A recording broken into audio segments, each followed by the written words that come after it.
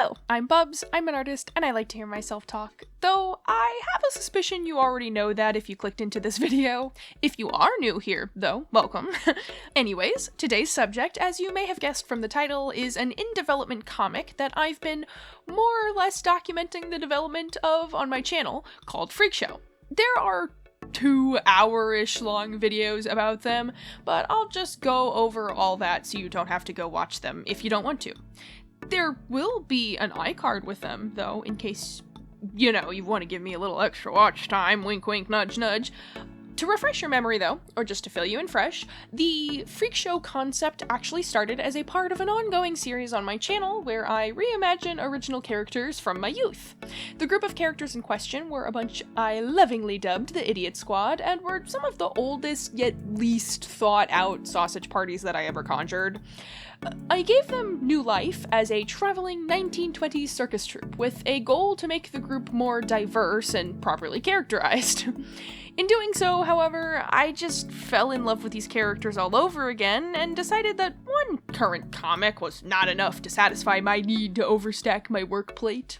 Now, more recently, I noticed a little spike in attention for the video focusing on my desire to turn my concept into a comic, and in all that, I noticed a spike in comments asking for progress updates and excitement for the release of this comic. This kind of gave me the impression that it's time to give you a little peek behind the curtain on what's going on with the development. We shall start by answering a basic question. Did I give up? No, I did not give up. I will fully admit to being the type of person that has many projects and ideas going on at one time, at various stages of realization. I am sure I am not unique in that quality, but I do think it stresses out some of the people in my life. It does mean that my idea to actually fully fleshed out product ratio is abysmal, but I do not consider that a bad thing at all. There are a lot of reasons why I have no intention of changing how I do things, such as the fact that if I don't let myself dream, I will not ever end up with those ideas that stick and actually become something. But nowadays, it's mostly just because art is kind of my job now. Doing art for the public is a very different experience to doing it for myself, so in order to keep myself sane and productive, I keep hacking away at things for pure fun that you'll probably never see. Every creative needs to take some time to do work for themselves, truly. That being said, Freakshow is not one such thing. It's too late to put the toothpaste back in the tube, even if I wanted to, but I don't want to. It's really fulfilling seeing these really old concepts get new life and get positive feedback from literal thousands of people. I know that teeny tiny 10-year-old me would be ecstatic to know these characters had an audience, even if they're pretty different from their origins in some cases. I also hope that Goober would be stoked to see what our art looks like now, but I digress. I've not given up on the project, even though I technically could have, but I still fully intend on turning it into a comic, and I have actually been working on it ever since my last real update on the project. However, the last real update I gave to you all was in March. We are quite a ways past March, as you may be able to deduce by looking at a calendar and knowing the order of the months, so where is it? What have I to show for all this time? Believe it or not, comics are actually kind of hard to put together. I actually have a video on my channel talking more specifically about some hard realities of comic making and maybe even the comic industry. It was a retrospective of my experience of working on my comic Girl and Ghost for a full year. Again, not required viewing. Recommended viewing, iCard, wink wink, nudge nudge, but to kind of sum up a major thing I talked about there, something you might not assume from an outsider's perspective is that the vast majority of work you'll do making a comic comes from all the prep work. The brainstorming and planning to get your story ready and organized that will go pretty much completely unseen 9 times out of 10. That stuff is going to account for the lion's share of your work on the comic, both in the beginning and as you continue to work on and develop your concept. Freakshow, in the way I want to do it, has been really complicated to set up for. There's a lot of moving parts, and as such, a lot of places where things can go really, really wrong. I'm doing a bunch of research to maintain a level of accuracy for the time period that doesn't require too terribly much suspension of disbelief. I also want to make sure I can properly portray more sensitive aspects of my story without speaking out of turn about subjects I do not have personal experience with. There's a ton of characters that I have to make sure have a proper place without overstaying their welcome or horribly cluttering the story, and a ton of relationships I have to develop and decide upon between every possible combination of character. There's a lot of themes and topics I want to explore with it, and I want to handle each one responsibly. I also want it to be visually distinct from Girl and Ghost, with much grittier line work, different text font, different color schemes, that sort of thing, all of which will need to be developed and experimented with until I find something that I actually like. Marry all that work I need to do with the fact that it is not even close to being my #1 priority, considering I have this channel, which I need to keep up with for the sake of finances, my already running comic that I adore working on, and many IRL obligations that I cannot and will not forsake for this. And what you get is a slow-moving project. Some may argue that it not being a high priority is a reason to not work on it at all, and some have. To those people, I will respectfully say that the fact that it is slow-moving is because I am not trying to rush to overload myself, and I'm only working on it when I truly have the time, energy, and desire. The workload may look unhealthy on paper, but my life does not play out on paper.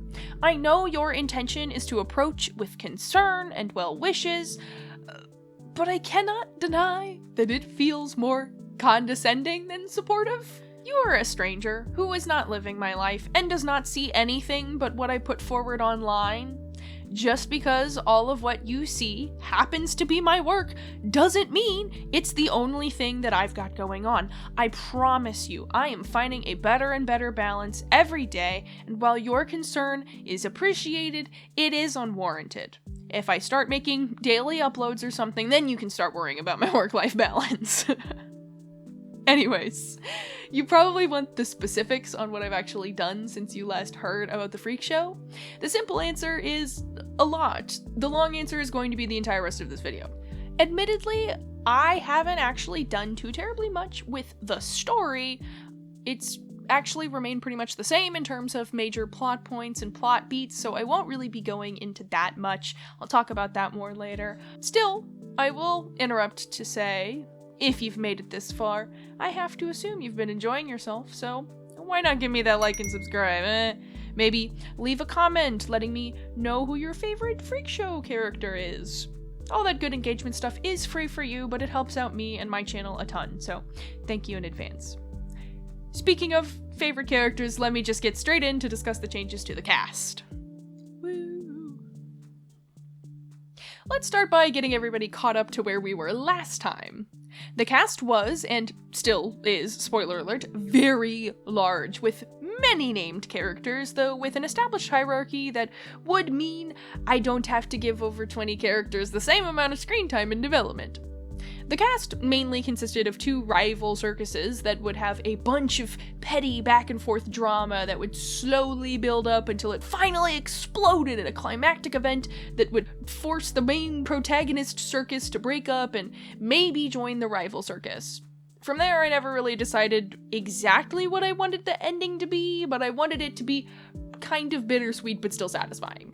Regardless, the most notable characters were Victor, the ringleader of our quote-unquote good circus, Abel, the ringleader of the quote-unquote meanie circus, and then Eric, the newest part of the good circus's troupe.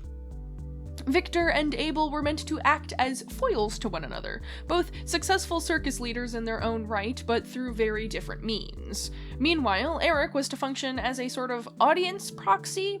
While he would have his own character and development, his main service to the plot would be to give a point of perspective into the story as a fresh-faced newcomer to the setting.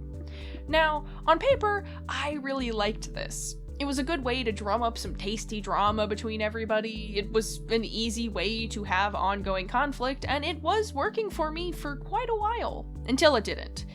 See, it seemed needlessly complicated and nonsensical the more that I worked on it.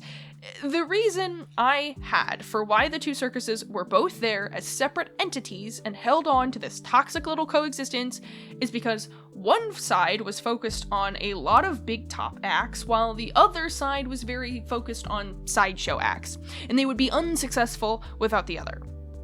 However, Abel was originally intended to be a rather one-dimensional, bigoted piece of garbage that all but refused to play nice. The thing that very quickly I realized made no sense is that the person that funded both circuses not only had a heavy bias towards Victor and his circus, but also would be actively disgusted by someone like Abel, so I could not for the life of me think up a reason as to why she would bring him in, even if he came with contracts of good performers.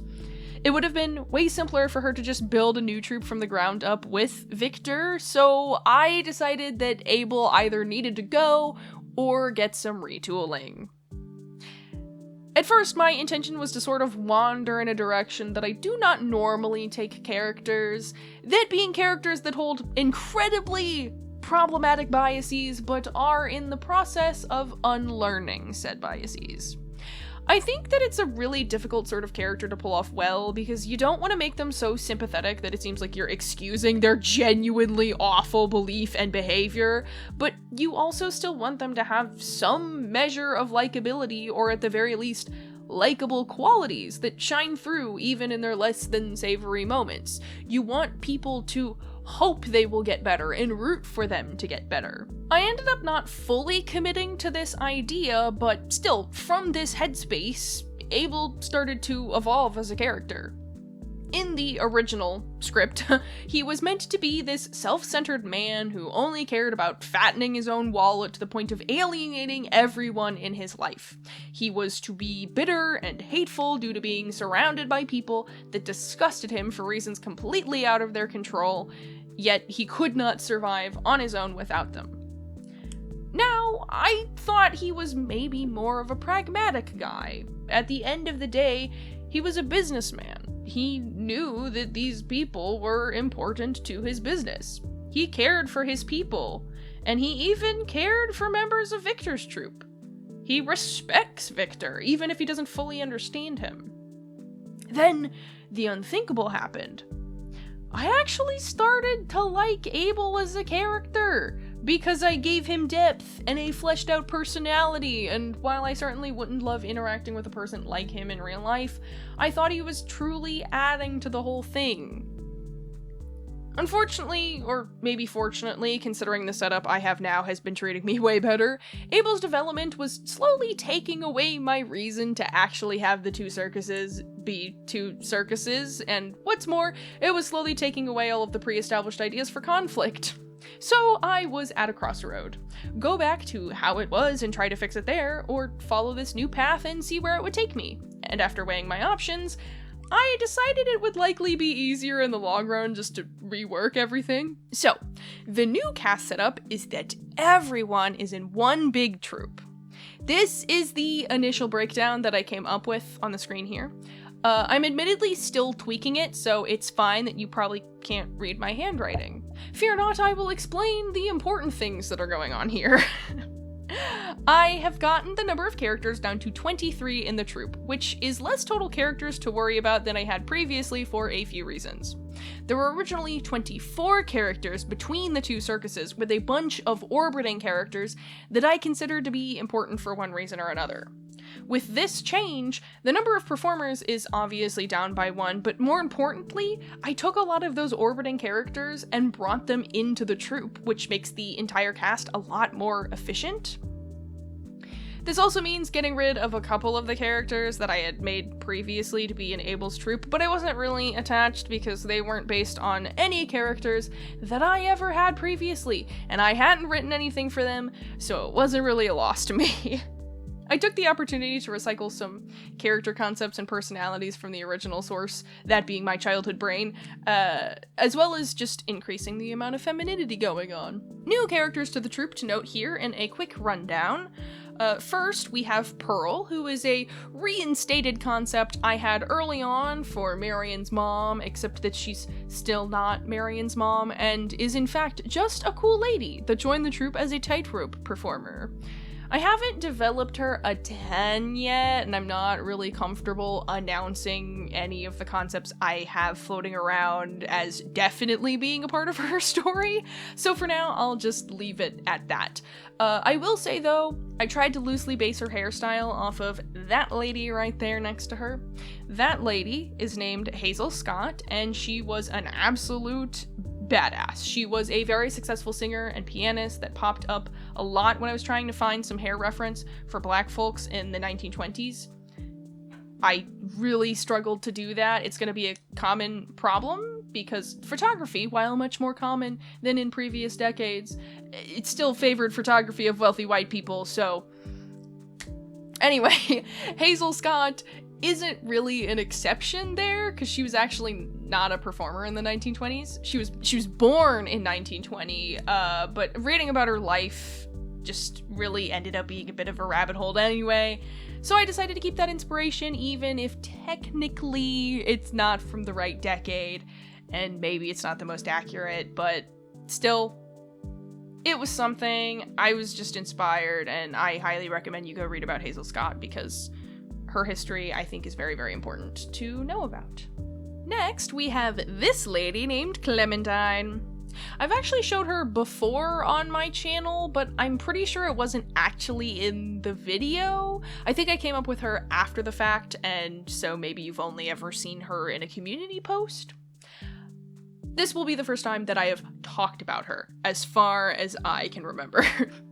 She's another country gal, but she's here to be one of several new musicians, because circuses have those, and I completely neglected that whole thing for the longest time.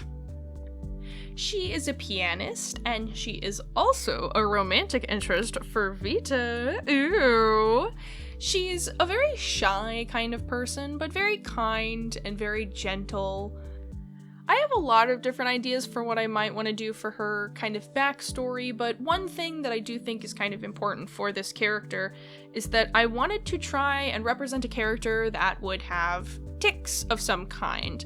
I feel like one of the chief things that I want to do with this cast is show off a bunch of different kind of people, especially a bunch of different kind of people that don't always get a spotlight. It's a major part of the theme and the thing that is interesting to me about the concept of this 1920s circus setting in the first place. So this feels like a great opportunity to have a character like that. I'm still researching a couple of different things that would be why these tics are happening. I haven't exactly decided on what I want to do, just because I want to make sure that I know my options, and when I pick something, I actually know enough about it in a way that I would be able to do it respectfully and without coming across like I'm trying to make fun of anybody. I'm also experimenting with the different kinds of tics and different ways to portray them, because a comic actually feels like it makes this idea kind of hard. Still, I don't plan on giving up, and I just wanted to mention that, even though I'm still kind of experimenting and researching on that whole thing. Next up is a pair of siblings, Abbas and Nyla. They are some personality recycles of some other folks I absolutely adored from my ancient concepts, but now they each exist to solve a different problem I was having. Abbas, for his part, is there to answer the question of how Tabby learned her knife-throwing skills, which is a question I've been working to answer for all of the performers. I had a lot of characters that just seemed to come upon skills that would not actually come to you without someone teaching you, so I've been really working hard to do all of that, but I digress. Nyla solves a problem I'm not actually going to tell you about, because it's a secret. It would spoil something. It would spoil several somethings. Get distracted by the fact there's another person with boobs now. That's exciting. Anyways, in my research, I ended up kind of falling down a rabbit hole of learning about the Indian circus industry, and I was intrigued by the idea of having some folks from that scene emigrate to the US and get caught up in the freak show. As far as I was able to tell, there were not really a lot of Indian people living in the US in the 1920s. I think the number I saw floating around was not much more than 6,000, which is a very small fraction of the whole population of the country, obviously. Still, it's not like there weren't any, though I am still working on finding some outfit inspo and would genuinely love some help finding good reference resources if you've got any. Every time I look up 1920s Indian fashion, I get pictures of Native Americans, which is, in fact, not what I asked for.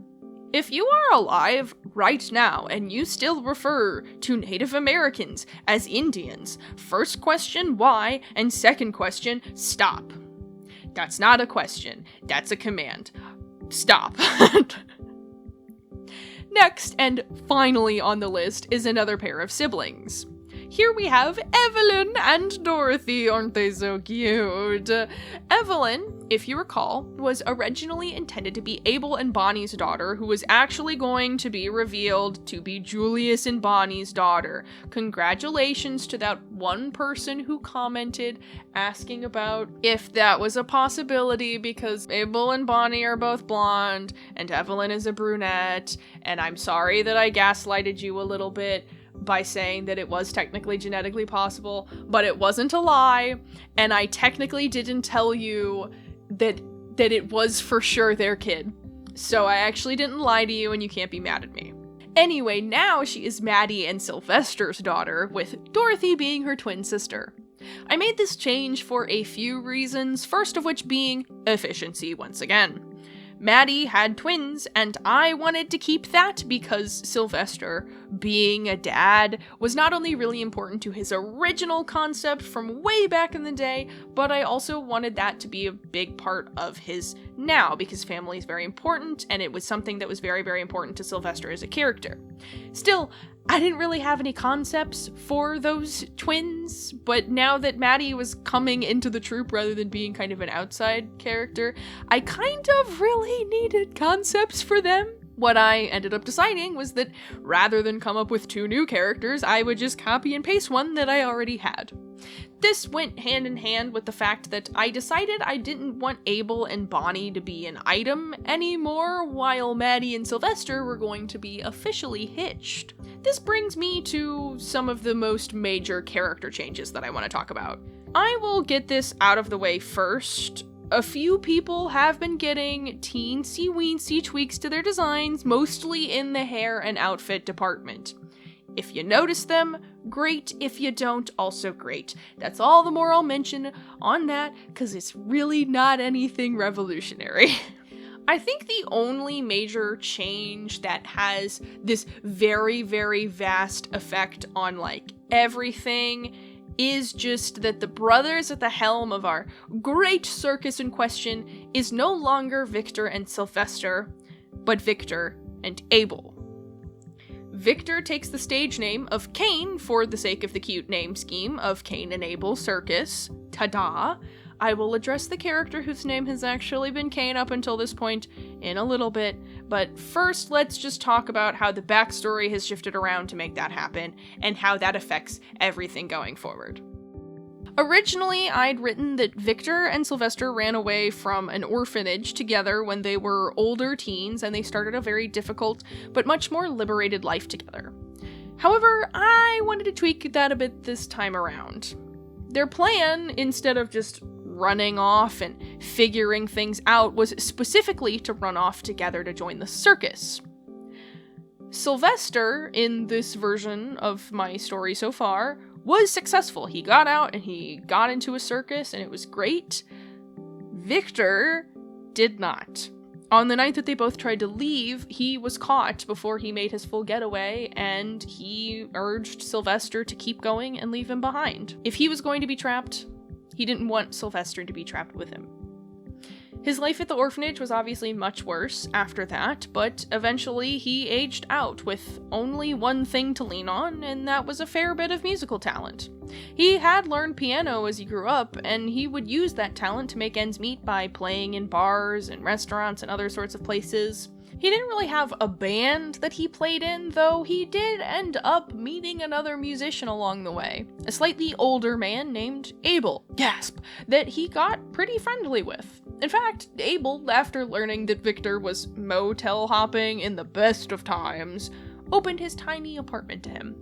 Technically, it was against the rules for him to do so, but he thought those rules were stupid and would often sneak Victor in anyway. They became inseparable quickly, like brothers. That continued to be the case when Victor started to face some discrimination. Whenever Victor was banned from an establishment, Abel would violently burn the bridge behind him and follow Victor to the next potential job. The two quickly hit rock bottom with this whole cycle and started to get in the red finance-wise. The two ended up retreating to an abandoned train yard together where they would still meet Marion eventually, but for now, the most important part is this is where they established their dynamic that is going to weave throughout the entirety of the comic. Victor is the brains and Abel is the body. Victor cooks up crazy schemes and Abel finds a way to make them happen. After quickly realizing they were pretty screwed if they couldn't find a way to make some cash, considering they were out of a job and pretty much blacklisted and homeless, Victor fell back on his childhood dreams of the circus and suggested that if they can't go to an audience to perform, they just have to bring their own audience in. Abel, as you may have been able to tell by now, is not actually a massive bigot in this version of the story. I didn't even really commit to the whole thing where he was going to slowly learn to be better over time. He's just an open-minded guy from the start, and honestly, I think that makes for a more interesting dynamic for these two in particular. I think it almost better follows with the very important theme of found family than with Sylvester and Victor initially, because they were literally raised together. Sure, it's still not necessarily relating them by blood, and I still want that brotherly bond to be very, very important, but this is a different kind of one, and I think that's neat. However, that obviously means that a lot of the conflict things and a lot of these major points of conflict that are going to happen no longer have a bad guy. Also, Maddie was supposed to be the benefactor for the circus in the old version, but now she's married to Sylvester, and I don't plan on having him come in till a little later. So, how are they gonna get their money for their start? And who's gonna be the big bad guy? Meet Virgil, the answer to both questions. He is the man who inherited all the worst qualities of Abel 1.0. I'm thinking he's going to be more of a mysterious presence in the context of the actual comic, so I don't want to yap at length about everything that I have planned for him. But all you need to know for now is that he is an antagonist, he is supposed to be hot, but you are not supposed to simp for him. If you want to do so, anyways, I guess you can, but I do denounce you. And not in a funny way, like with Hamish. Like, trust me, he's not simp-worthy in the slightest. Pick literally any other adult character to simp for, please, I beg. Anyways, this mysterious benefactor arrives, seeing two men down on their luck, and offers to help them get started. He heard they'd been putting out feelers for performers, and he likes the idea of investing in a circus. He makes it clear he considers it an investment, not charity, and he expects to see money back, but in a way that anybody loaning money would expect. Victor and Abel find the situation to be agreeable, and along with a good amount of funding, Virgil helps them to get the word out about their plan and even manages to make it sound way more enticing and organized than it actually was. Several interesting folks show up, eager at the prospect of being a part of this new circus that has everyone buzzing, including Furman, formerly our Kane, but now his own entity, because he deserves to be his own character rather than accessory to Abel. Sylvester, his wife, and kiddos all come in a little later, after the circus earned enough money for Victor to hire a private investigator to find him. That private investigator's name just so happens to be Detective Redwater. I found that little idea to be a much sweeter and less potentially problematic meet cute for Victor and Red compared to Red investigating Victor for crimes. Plus, that wasn't necessarily a plot point that I wanted to have for a very, very, very long time now. It was very old remnant of a very early concept that I had where a lot of the conflict would be relating to them kind of running a very illegal operation. There's still technically some aspects of it that are illegal, but not in the way that it was originally, so Red was kind of not a character that was going to ever meet Victor, like, ever.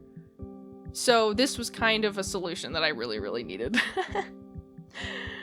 At long last, I am done talking about character stuff. It may be my favorite part, but it is consistently something I talk about way more than other stuff, and I apologize for that.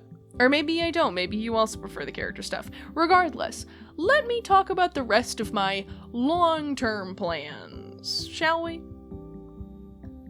I originally planned on having a section about story before this kind of wrapping up section, but that's kind of what I want you to show up and witness yourself when the comic actually starts coming out.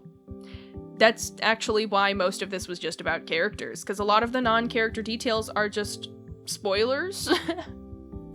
Anyways, looking forward, what can you all expect? That's what I want to answer with this little section. I am still planning to work on the comic on a chapter-by-chapter basis, where I will release roughly 20 pages all at once rather than weekly page updates like with Girl and Ghost. I cannot realistically commit to a consistent schedule for that at the moment, nor can I commit to an accurate release date, though I will say I've actually gotten my story written out pretty well right now, and do not foresee another big change happening. My hope is that I will get a lot of thumbnailing work down by the end of this month, and once I'm confident enough in that, I will get right into work inking the first batch of pages. I honestly might publish the first chapter as early as November. I'm not going to promise that just yet, but I have a good feeling I'm just about ready, which is why I'm making this video now, in all honesty.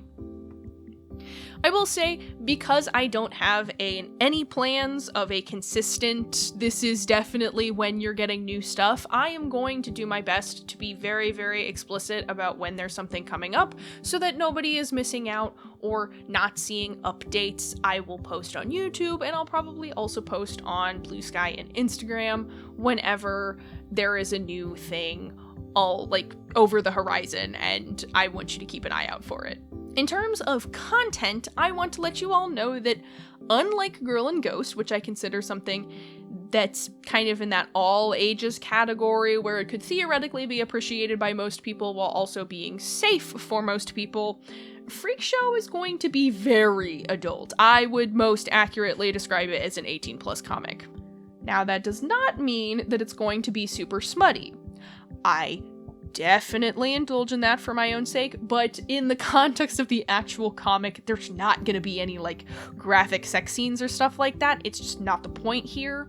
It's also not going to have super graphic gore and blood everywhere. However, I intend to tackle very mature themes. There will be sexual themes, there will be physical violence, there will be drugs and alcohol, there will be adult language, there will likely be a bit of nudity here and there will be a lot of other sensitive themes.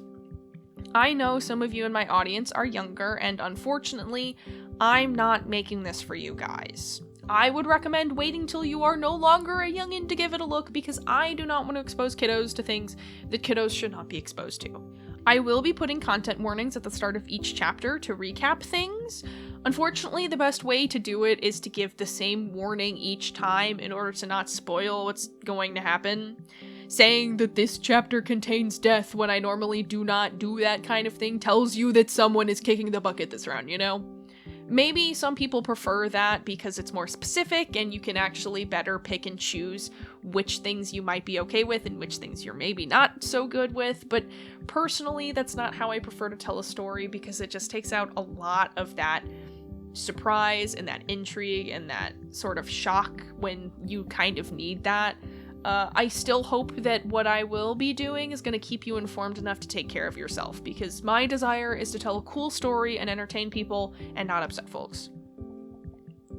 As far as whether these guys will have a presence on my channel going forward, yeah, probably, definitely, most likely. I want to make more little videos with my OCs to music, like the other cool artists out there on YouTube. Mostly because I just want to learn, like, how to do that a light motion tweening sort of thing. As far as development update sorts of things like this, probably not. Part of that is just because I'm pretty sure I'm about done with the pre-publication development part.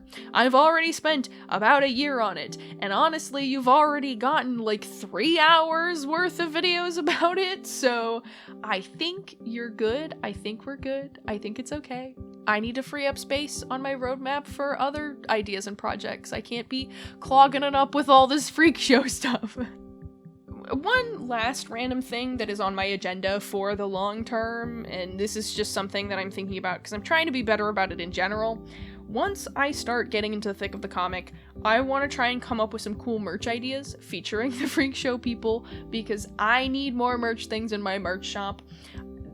It's slim pickings there, and I keep forgetting to add new stuff for y'all. I actually did make a Halloween-y design with Triss from Girl and Ghost, but I am still waiting to get that sample to make sure it actually looks the way I want before I launch it, so, I mean, keep an eye out for that, but other than that, please let me know what sorts of things you'd want to see me, like, pop up on that shop, either specifically for the Freakshow or just in general, because I do want there to be the stuff for you that you guys actually like. Anyways, I honestly think I'm done. That's about all I've got for an update, to be honest. I hope that satisfied those of you that wanted to hear an update. Honestly, I still can't really believe that anyone cares about these actual decade-old characters. It just blows me away and is super special, and I just can't thank you all enough for the love and support, especially to my channel members who are scrolling on by right now. So thank you to those guys, and thank all of you for watching. And until next time, make sure you're staying hydrated, you're brushing those teeth and flossing, and most importantly, remember that you matter. Bye! You guys better appreciate this, because my throat hurts so...